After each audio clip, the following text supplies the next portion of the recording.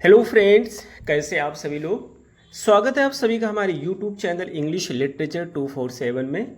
This is Hanif and today I am going to discuss a very important questions related to a very famous poem that is lotus by Toru Dutt. तो इसी से related कुछ important questions को हम discuss करेंगे। और हमारा फर्स्ट क्वेश्चन है, who author the poem the lotus. The lotus का ऑथर कौन है? Correct answer is C, Toru Dutt. Next question is second, in which year was the collection Ancient Ballads and Legends of Hindustan published? इसको किस साल में publish किया गया था? तो सेकंड का हमारा सही आंसर है बी, यानी कि 1882। Next question is third, who wrote the introductory memoir for ancient ballads and legends of Hindustan. तो इसका जो है इंट्रोडक्टरी मेमोयर किसने लिखा था? और थर्ड का हमारा सही आंसर है बी, यानी कि Edmund Ghosh. Next question is fourth, which literary work is coated at the beginning of the book. Book के बिगिनिंग में कौन सा लिटरेरी वर्क है जिसको कोट किया गया है? फोर्थ का हमारा करेक्ट आंसर है फर्स्ट, यानी कि apology for English poetry. Next question is fifth, who does love approach to request a flower. ये कहना चाहता है कौन सा व्यक्ति होता है लव जो कि पहुंच जाता है और रिक्वेस्ट करता है फ्लावर के लिए। तो ये लव जो है किसके पास जाता है? लव बेसिकली क्यूपिड होता है जो कि लव ऑफ गॉड होता है, और फूलों की देवी के पास जाता है। तो किसके पास जाता है, वो कौन है फूलों की देवी, आपको बताना है। तो 5 का हमारा सही आंसर है सी, यानी कि फ्लोरा जो होती है फूलों की देवी होती है, और उसी के पास जाता है, फूलों के लिए रिक्वेस्ट करता है। Next question is 7, which 2 flowers are depicted as rivals in the poem. कौन से 2 फ्लावर को दिखाया गया है कि एक दूसरे के राइवल्स हैं इस पोम में? और 6 का हमारा सही आंसर है बी, यानी कि रोज एंड लिरी।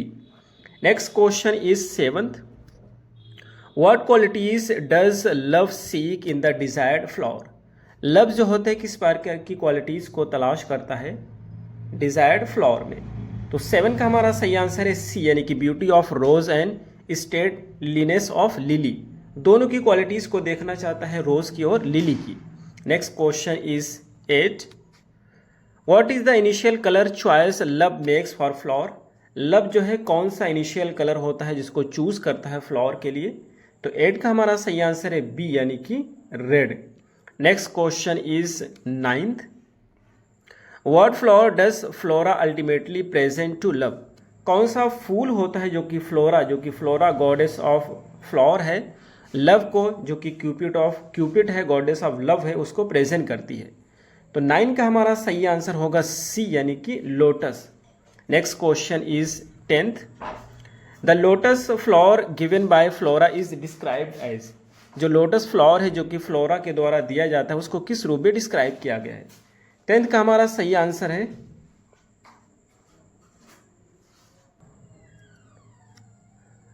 ए, यानी कि rose red and lily white. Next question is 11th, the rivalry between lily and rose is. इन दोनों फ्लावर के बीच में जो राइवलरी होती है वो क्या है? तो 11 का हमारा सही आंसर है बी, यानी कि long standing and well known. Next question is 12, the poem Lotus is written in what form. Lotus को किस फॉर्म में लिखा गया है? तो 12 का हमारा सही आंसर है सी, यानी कि एक सोनेट के फॉर्म में लिखा गया है जो पेट्रार्कन सोनेट पे बेस्ड है। Next question is 13, which collection is the lotus a part of. Lotus a part किसका कलेक्शन है? तो 13 का हमारा सही आंसर है सी, यानी कि ancient ballads and legends of Hindustan. Next question is 14th, which goddess is the lily sacred to according to the poem. ये कहना चाहते हैं जो कौन सी गॉडेस है जिसके लिए लिली सैक्रेड है पोएम के अनुसार? तो 14 का हमारा सही आंसर है सी, यानी कि Juno. Next question is 15, what kind of tone does the collection of the poem by Toru Dutt set according to the introduction। ये कहना चाहते हैं कि जो पोम है उस कलेक्शन है वो किस प्रकार का टोन को सेट करता है इंट्रोडक्शन के अनुसार? तो 15 का हमारा सही आंसर होगा डी, यानी कि sincere and proud of Indian intellectual tradition. Next question is 16, which goddess is associated with the rose in the poem. कौन सी गॉडेस जो कि रोज से एसोसिएटेड है, संबंधित है? 16 का सही आंसर है ए, यानी कि Psyche. Next question is 17th, what literary form does the lotus take, lotus कौन सा लिटरेरी फॉर्म लेता है? तो 17 का हमारा सही आंसर है सी, यानी कि सोनेट। जो लोटस पोएम है एक सोनेट है। Next question is 18, who is asked to create a new flower combining the qualities of the lily and the rose. किससे कहा जाता है कि जो है नया फ्लावर क्रिएट करो लिली और रोज की क्वालिटीज को कंबाइन करके? 18 का हमारा सही आंसर है बी, यानी कि Flora, goddess of flower. Next question is 19, in what city was the collection ancient ballads and legends of Hindustan publish. किस सिटी में इसको कलेक्शन को पब्लिश किया गया था? 19 का हमारा सही आंसर है डी, यानी कि कोलकाता में। Next question is 20th, who sings about claims of lily and rose in the poem. कौन सा व्यक्ति होता है जो कि लिली और रोज की प्रशंसा के बारे में गाता है? तो 20th का हमारा सही आंसर है सी, यानी कि बार्ड्स ऑफ पावर। पावर यानी कि शक्ति, बार्ड्स यानी कि पोएट, जो शक्तिशाली पोएट होते हैं।